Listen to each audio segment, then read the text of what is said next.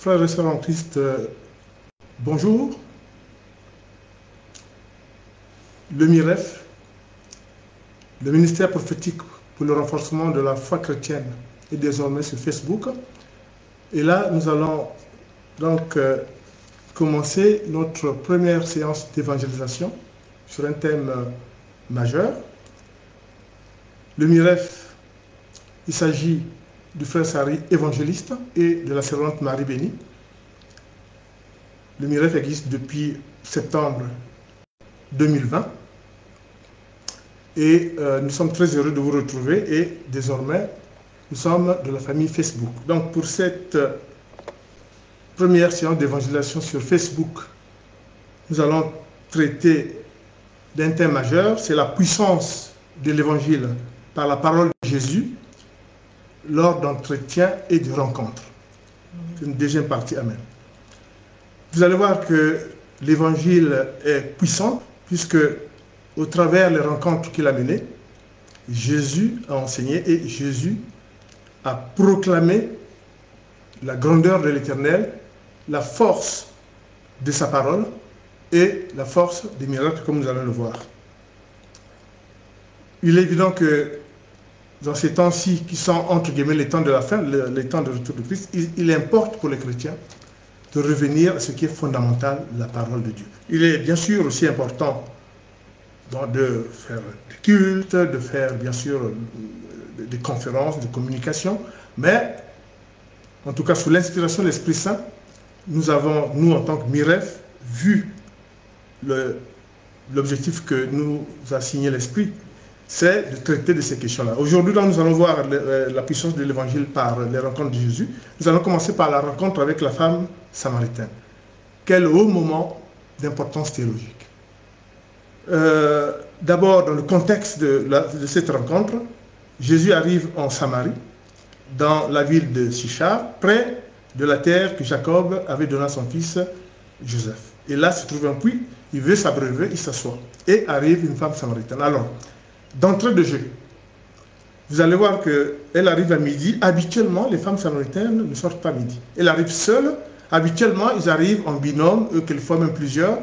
Et cela peut-il augurer du fait qu'elle avait des problèmes sociétaux, puisque comme nous allons le voir avec plusieurs maris, et que peut-être que dans son entourage, elle était au rebut, c'est-à-dire quelqu'une qu'on n'approche pas, quelqu'une qui doit se débrouiller. Et c'est frappant, mais la Bible nous le souligne, elle arrive seule et à midi. Et puis ce qui est encore très important, elle engage, donc Jésus engage avec elle, effectivement, une conversation. Nous n'allons pas revenir sur la conversation, nous allons revenir sur le sujet qui nous préoccupe, c'est la puissance de l'évangile. Qu'est-ce que Jésus lui a dit? Très important. Évidemment, Jésus profite de la Samaritaine, dont on ne connaît pas le nom, donc vous allez voir que Jésus s'adresse en fait au monde. Voilà, on ne donne pas le nom. Et donc, il va en profiter mais pour annoncer des messages de haute importance théologique. D'abord, il fait comprendre à la femme qu'il connaît sa vie, puisqu'il lui dit, ben, tu as 5 maris, celui que tu vis avec actuellement n'est pas ton mari, mais il ne la blâme pas, ce qui est très important, il ne la condamne pas, mais il la met, et effectivement, ça fait tilt à la femme qui dit, mais vous êtes divin? Et Jésus dit, oui, je le suis. Et Jésus va donc annoncer à une femme samaritaine quel est le Messie. Alors, comme vous aurez bien compris, il annonce d'abord à une femme, or en Samarie, et puis même en Judée, les femmes n'étaient pas trop considérées, la parole des femmes n'était pas trop considérée, donc on ne les associait pas tellement, Jésus l'associe. C'était une Samaritaine, et vous savez qu'entre Juifs et Samaritains, il y avait toujours une déconsidération des Juifs par rapport aux Samaritains. Et Jésus, donc, en dialoguant avec cette femme, il veut montrer quoi? Il veut montrer qu'il y a la tolérance. Amen. Voilà. La tolérance doit faire partie du chrétien. Voilà. Donc, c'est très important. Alors, il lui annonce plusieurs choses. Il lui dit qu'effectivement, il est le Messie. Il lui annonce que face à une préoccupation de cette dame qui disait, mais non, nous, on nous a dit, il faut seulement aller à Jérusalem, prier, adorer Dieu. Il lui annonce qu'on peut adorer Dieu partout, hein, en esprit et en vérité. Alors la femme était surprise. Et deuxièmement, il enchaîne. Je suis la nourriture pour la vie éternelle. Donc en mangeant mon corps, vous mangez la nourriture pour la vie éternelle. Je suis la source où on vient s'abreuver. Voilà, on vient s'abreuver, et quand vous venez vous abreuver, vous n'aurez plus soif. Et en plus, il dit, je suis le sel qui ne s'affadit pas. Jésus ne change pas, proclame les chrétiens à travers le monde. Il est aujourd'hui le même, hier, aujourd'hui et demain. Très important. Et ça, c'est vraiment quelque chose de très important. Ensuite, ben, il annonce que je suis la lumière du monde. La lumière du monde, c'est quoi? Ça veut dire que je viens sortir les hommes des ténèbres. Et on verra plus loin, quand on verra une autre rencontre, où Jésus annoncera qu'il est venu pour casser les œuvres du démon, les œuvres de Satan ou du diable sur terre. C'est très important. Donc, Jésus précise, à travers tout ce qu'il veut dire, la doctrine chrétienne, la lumière, le corps de Christ qui est la nourriture, l'eau vive pour la vie s'abreuver. Quand on vient s'abreuver, ben, on n'a plus soif, c'est l'eau qui ne tarit pas, etc. Donc, c'est très important. Cette rencontre est le prototype même de ce qu'on doit faire. Jésus évangélise cette Samaritaine qui est seule. Nous avons souvent l'habitude d'évangéliser dans des salles, plusieurs personnes, etc. Là, Jésus nous montre que... Alors, on me dit souvent évangéliste, mais est-ce qu'il l'a évangélisé? Écoutez, lisez la Bible dit, elle est partie, Jésus a dit, va chercher ton mari. Et la dame samaritaine va rencontrer sa famille, dit, venez, j'ai rencontré le Messie. Et il leur donne des éléments qui permettent à toute la famille et à tous les Samaritains qui étaient leurs voisins de venir rencontrer Jésus. Et la Bible précise qu'elle a dit ce que Jésus lui a dit. Et c'est comme ça qu'ils ont dit, ah oui, c'est vraiment le Messie.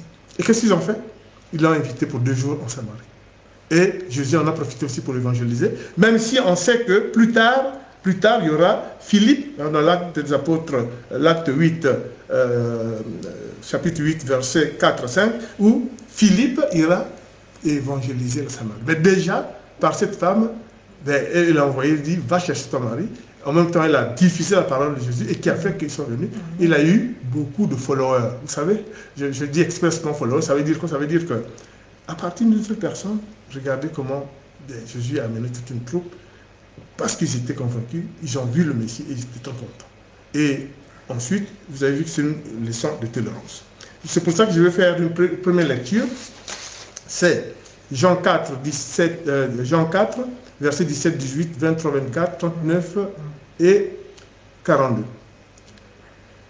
La femme répondit, je n'ai pas de mari. Jésus lui dit, tu as bien fait de dire, je n'ai pas de mari, car tu as eu 5 maris et l'homme que tu as maintenant n'est pas ton mari, et en cela tu as dit la vérité. 23. Mais l'heure vient, et elle est déjà là, où les vrais adorateurs adoreront le Père en esprit et en vérité. En effet, ce sont les adorateurs qui recherchent le Père. Dieu est esprit, et il faut que ceux qui l'adorent en esprit et en vérité. 39. Beaucoup de Samaritains de cette ville crurent en Jésus. À cause des paroles de la femme qui rendait ce témoignage, il m'a dit tout ce que j'ai fait. Donc, voilà, il a évangélisé à son tour. Et 42, et il disait à la femme, ce n'est plus seulement à cause de ce que tu as dit que nous croyons, car nous l'avons entendu nous-mêmes quand ils sont partis rencontrer Jésus, et nous savons qu'il est vraiment le Messie, le Sauveur du monde. Amen. Amen. La deuxième rencontre, c'est la rencontre avec la femme cananéenne, qui est le moment de tolérance. Vous savez que cette femme n'était pas juive, c'était une syro-phénicienne qui habitait dans le territoire de Tyr et de Sidon. C'est la banlieue de Canaan où vivent les non-juifs. Donc, les disciples, quand Jésus leur a annoncé qu'il va aller dans ces contrées-là, voulaient le dissuader. Ils ne voulaient pas que les gens le rencontrent. Mais Christ sentait ça, et au contraire, Christ voulait leur donner une vraie leçon, comme à l'instar de la femme samaritaine, une leçon de tolérance de l'autre. Et en même temps leur montrer ce que c'est que l'humilité, comment faut-il s'humilier devant l'Éternel. En s'humiliant devant l'Éternel, on a toutes les bénédictions. Amen. Et c'est comme ça. Donc, cette femme, comme j'ai dit tout à l'heure, habitait dans Canaan, donc à Tyr et à Sidon, donc la banlieue de Canaan. Il avait une fille possédée par l'esprit qui souffrait.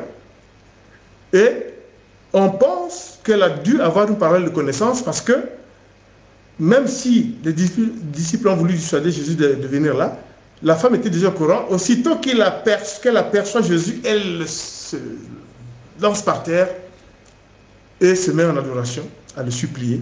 Elle se jette sous les pieds de Jésus et en rappelant que l'entourage juif ne voulait pas, bien sûr, qu'il vienne là, Jésus lui-même a dit, non, vous n'intervenez pas. Et il dit, qu'est-ce que tu veux? Et la femme lui dit, j'ai ma fille, il n'y a que vous pour la guérir, il n'y a que vous pour la délivrer, le fait qu'elle était possédée par un esprit impur. Alors, Jésus va en profiter pour faire une grande leçon à son entourage ils étaient tous juifs, hein. Vous le savez très bien, les 2 apôtres.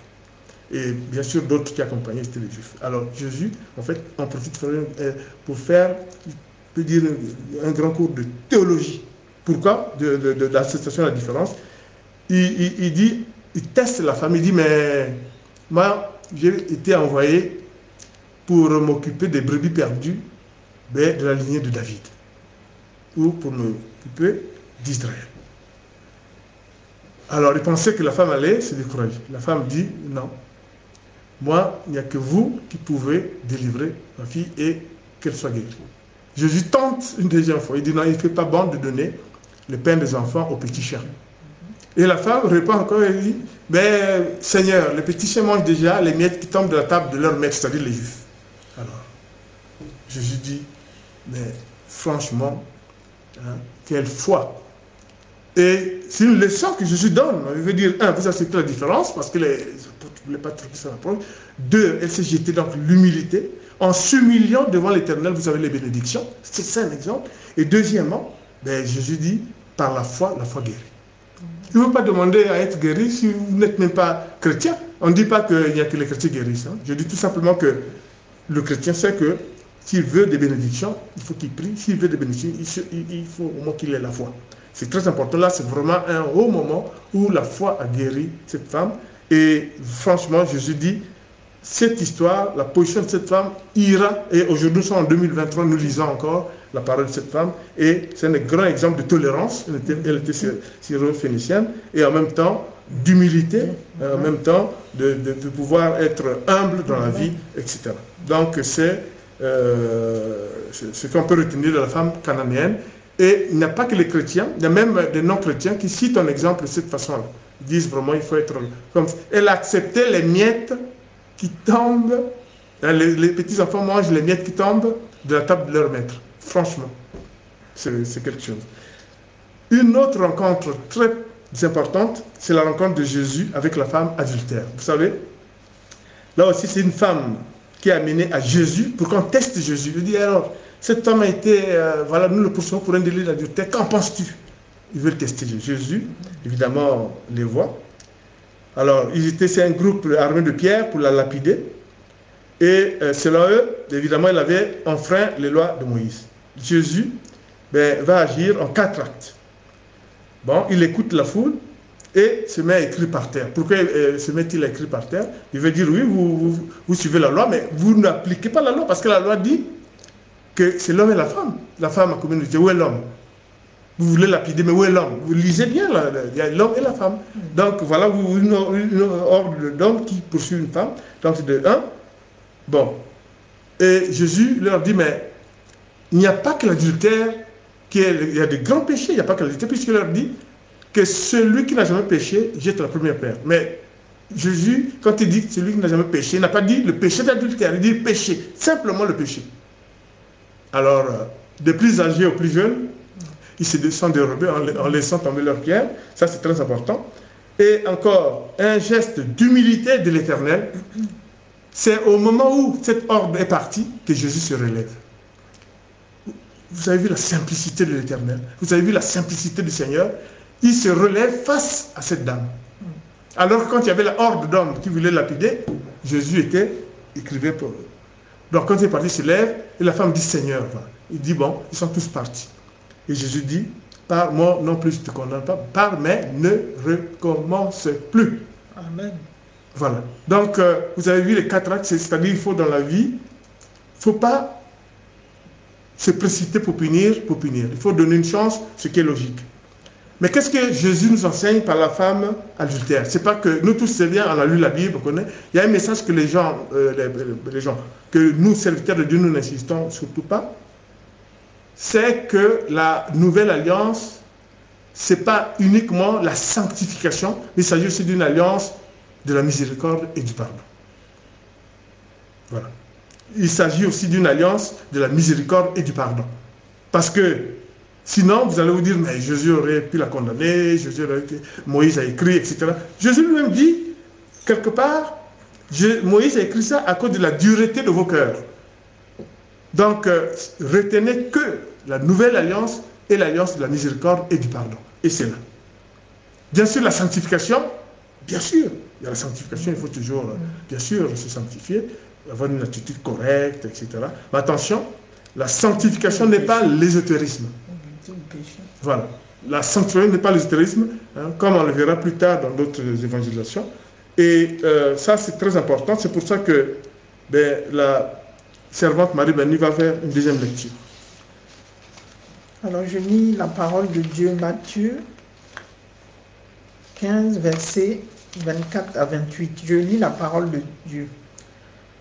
Il répondit, « Je n'ai été envoyé qu'aux brebis perdues de la communauté d'Israël. » Verset 25. Mais elle vint se prosterner devant lui et dit, « Seigneur, secours-moi. » Verset 26. Il répondit, « Il n'est pas bien de prendre le pain des enfants et de les jeter aux petits chiens. » Verset 27. « Oui, Seigneur, dit-elle, mais les petits chiens mangent les miettes qui tombent de la table de leur maître. » Verset 28. Alors Jésus lui dit, « Femme, ta foi est grande, sois traitée conformément à ton désir. » À partir de ce moment, sa fille fut guérie. Amen. Amen.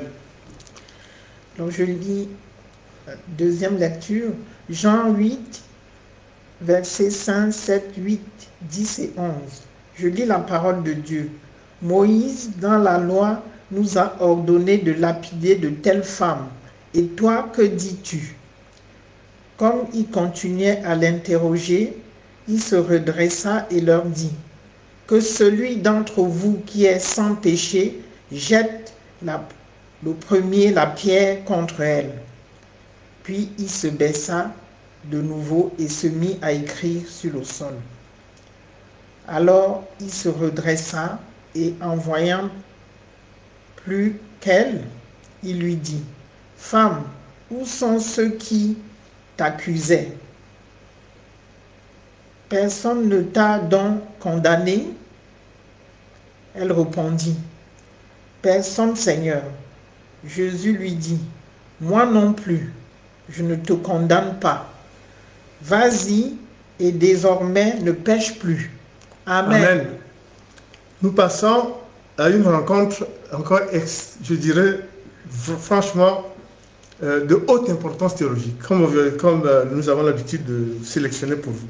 C'est la rencontre de Jésus avec l'aveugle de naissance. Alors, il faut vraiment faire attention et bien écouter le message du miracle. C'est que la leçon principale de la rencontre entre Jésus et l'aveugle de naissance, c'est qu'il nous apprend que quelquefois, et c'est vraiment ce qu'il faut retenir, il faut tout faire vous-même, quand vous n'arrivez pas à avoir un intercesseur, soi-même de rentrer en contact avec Dieu. Comment? Par des prières, par de l'adoration, mais il faut se bouger. L'aveugle de naissance, comme ses parents, comme l'entourage pensait que si on est né aveugle de naissance, c'est que les parents avaient fauté, les parents avaient fait des choses qui font que personne ne l'amenait vers un serviteur de Dieu, personne ne l'amenait vers quelqu'un qui pourrait éventuellement prier, solliciter la guérison, etc. Et Dieu était là, Jésus était là. Alors, elle, comme lui, il était aveugle, il ne peut se rendre là où est Jésus que parce qu'on doit l'y conduire. Mais l'Esprit Saint était là. Et je pense que par une parole de connaissance, son entourage va chercher absolument ce jour-là à se rapprocher du lieu où était Jésus. Mais Et le Christ alors, mais bien sûr, le Christ est au rendez-vous, puisqu'il dit, oui, parce que lui criait, la Bible dit, il criait fort. Mais la foule, tellement énorme, faisait que personne n'entendait ses cris. Seul Jésus a dit, oui, oui, amenez-le-moi. Mais les gens, amenez-le-moi. Et c'est comme ça qu'il est directement venu, sans intercesseur, il est venu directement rencontrer. La grande leçon, la première leçon de l'aveugle de naissance, c'est qu'il faut tout faire vous-même pour aussi rencontrer le Seigneur. Ça, en tout cas, dans ma formation, c'est ce que j'ai retenu, et je vous le dis, c'est très important. Et puis deuxième, c'est ce qu'on va dire. Alors, donc, il se rapproche de Jésus. Jésus, il dit, immédiatement, ce n'est pas parce que ses parents ont commis des fautes qu'il est né aveugle. Il est né aveugle pour que moi, Christ, je vienne le sortir et l'amener à la lumière. Amen. En fait, c'est une allégorie. C'est en lui redonnant le fait de voir la beauté de la création. Jésus veut dire par là que, par allégorie, qu'il est venu sur terre pour combattre les œuvres sordides de Satan. Et sortir ceux qui sont dans les ténèbres, les ramener à la lumière. Et c'est ce qu'il fait par là. Et c'est comme ça qu'il va prendre, bien sûr, vous savez, la salut, la boue. Il le frotte aux yeux et dit, va te laver. Et quand il revient, il regardait la beauté de l'œuvre de Dieu. Il regardait la beauté de l'œuvre de Dieu. C'est très important. Alors, il y a aussi certaines personnes qui pensent que Jésus, bien sûr, a pris la salive, la terre, et que, chacun, face à des cœurs faibles, peuvent aussi répéter la même chose. Non, attention, Jésus est Dieu. Bien sûr qu'il nous confère, si on est serviteur, certaines autorités, certains pouvoirs, qui seul lui peut vous permettre de guérir quelqu'un, etc.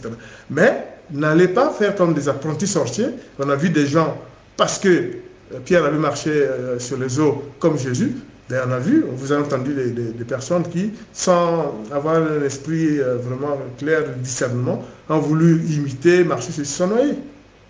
Donc c'est très important. Et puis, ça ne veut pas dire qu'à travers ce que Jésus a fait, vous allez avoir des personnes, je ne dis pas qu'ils sont serviteurs, mais qui peuvent avoir des officines, dire de guérison, etc. Ce n'est pas la magie ici. Jésus l'a bien montré qu'il est Dieu. Et en faisant les gestes qu'il a fait, c'est pour ramener la personne à la lumière. C'est une allégorie. Jésus a apporté la lumière, effectivement, pour sortir l'homme des ténèbres. Amen.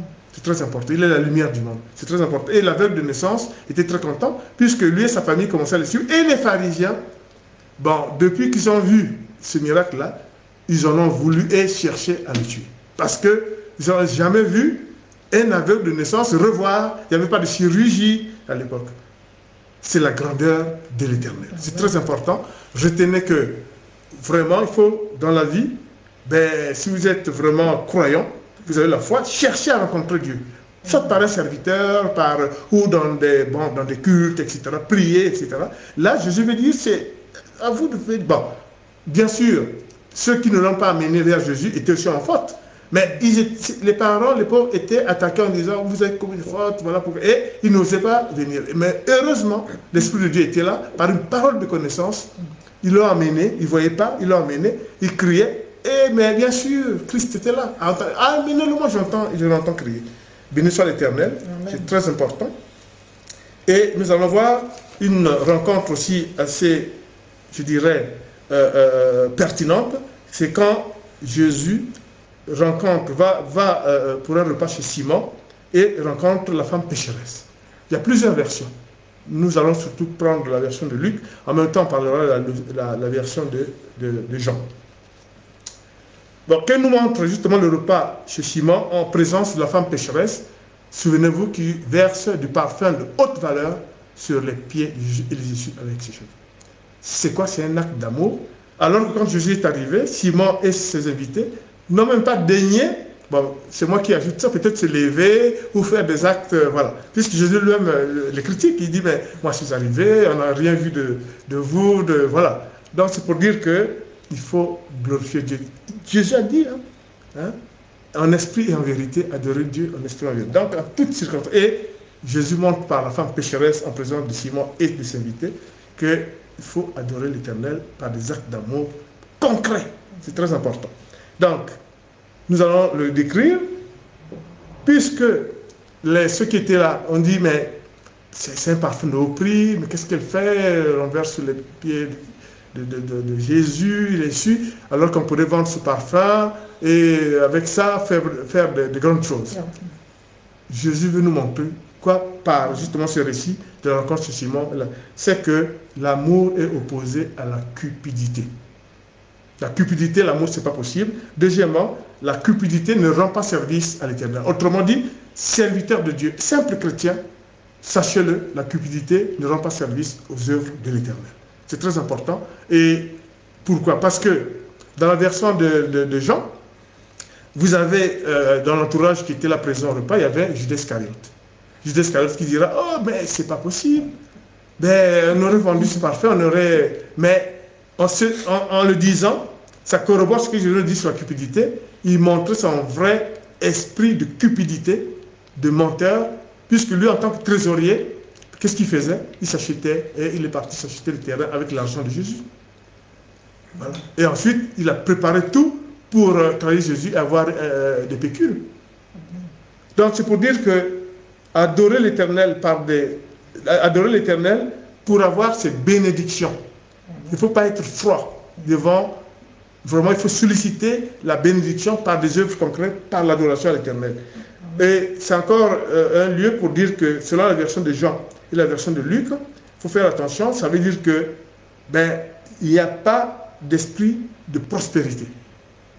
Parce que souvent, on dénature le Nouveau Testament en disant, après tout, Jésus n'a pas été contre la richesse, contre la prospérité. C'est vrai, il n'a pas dit comme ça. Mais on sait très bien que Jésus non plus a dit, enrichissez-vous.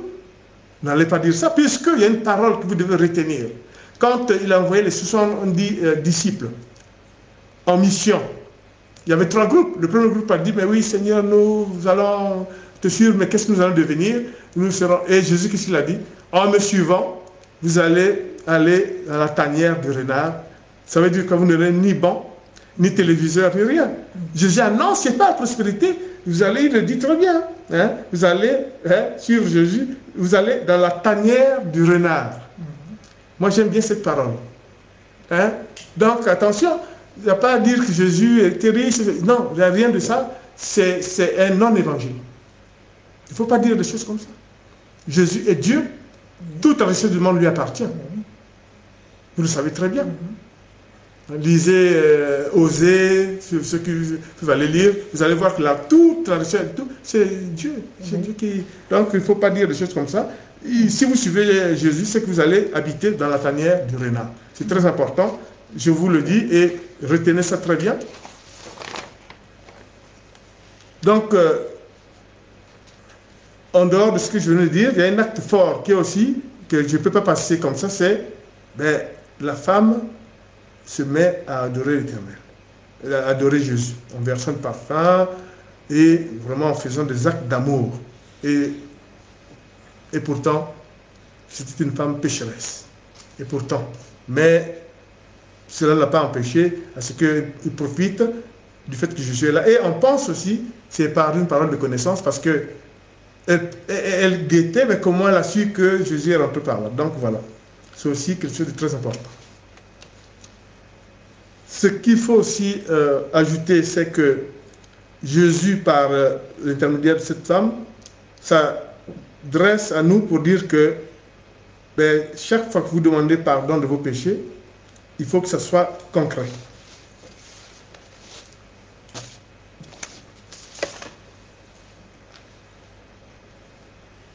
Alors, je vais procéder à la 3e lecture.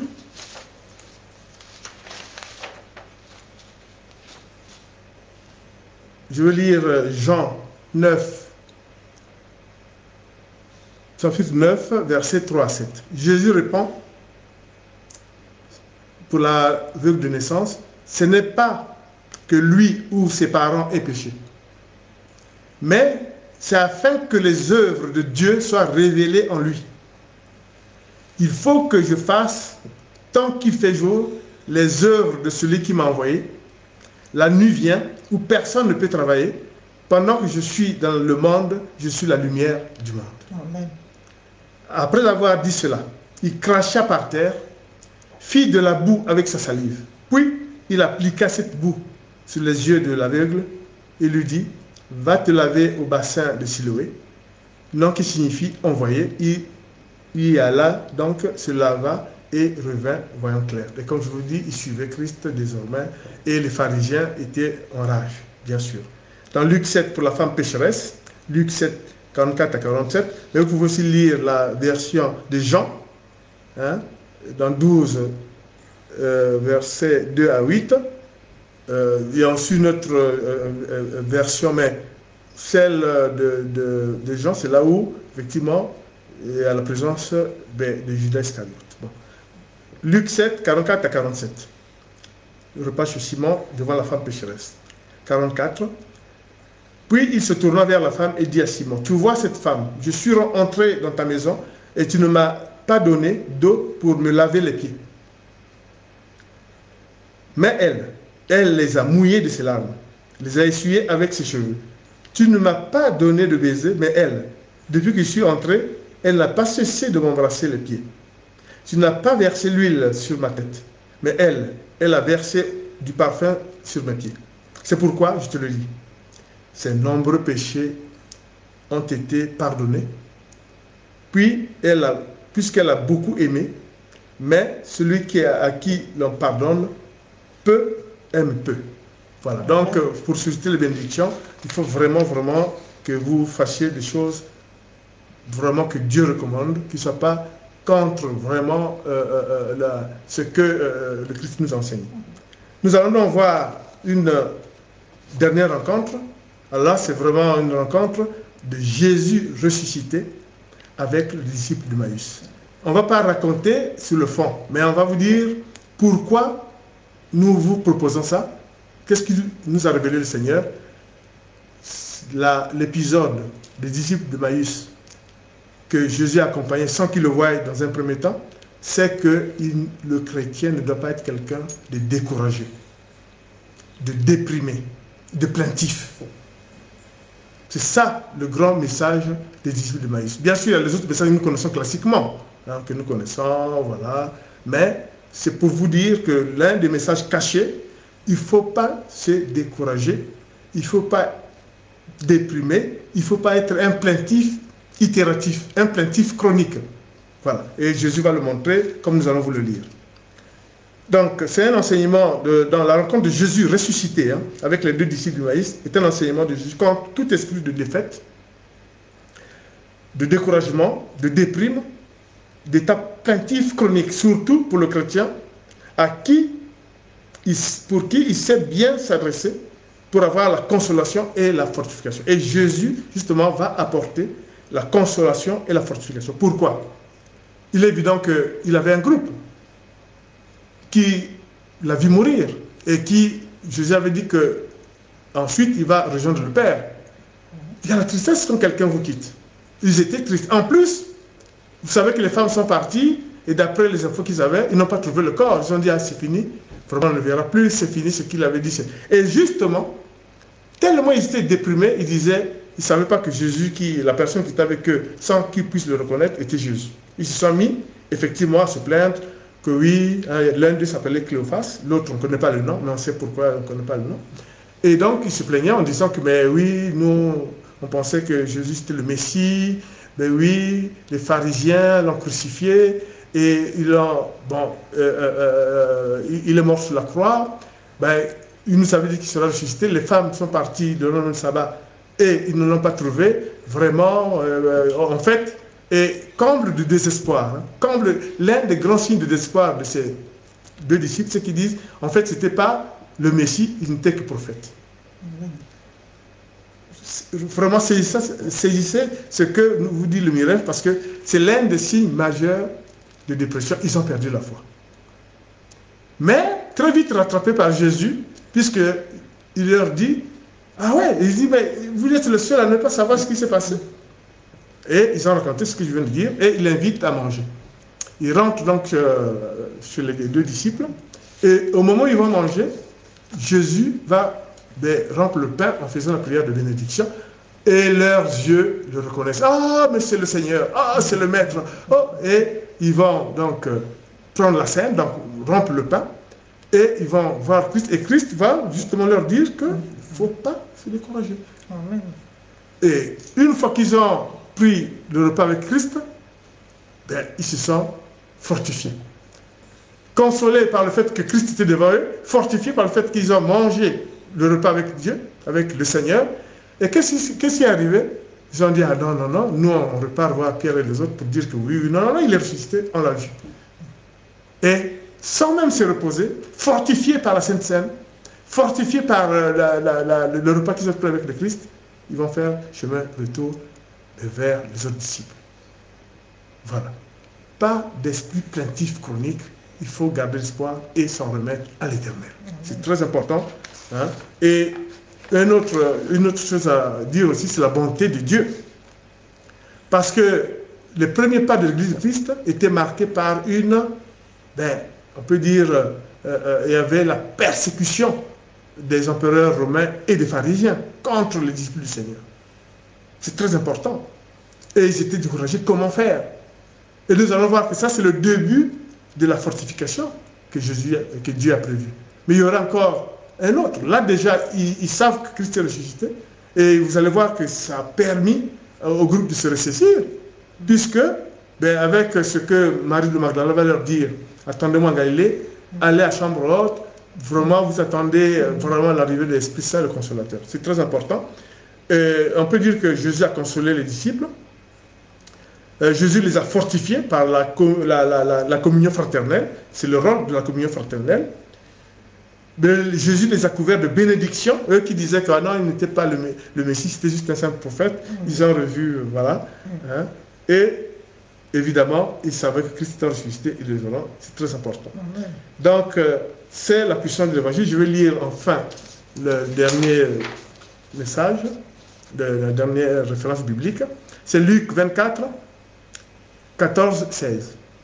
Il parlait de tout ce qui s'était passé. Pendant qu'il parlait et discutait, Jésus lui-même s'approcha et fit route avec eux. Il le voyait, mais quelque chose les empêchait de le reconnaître.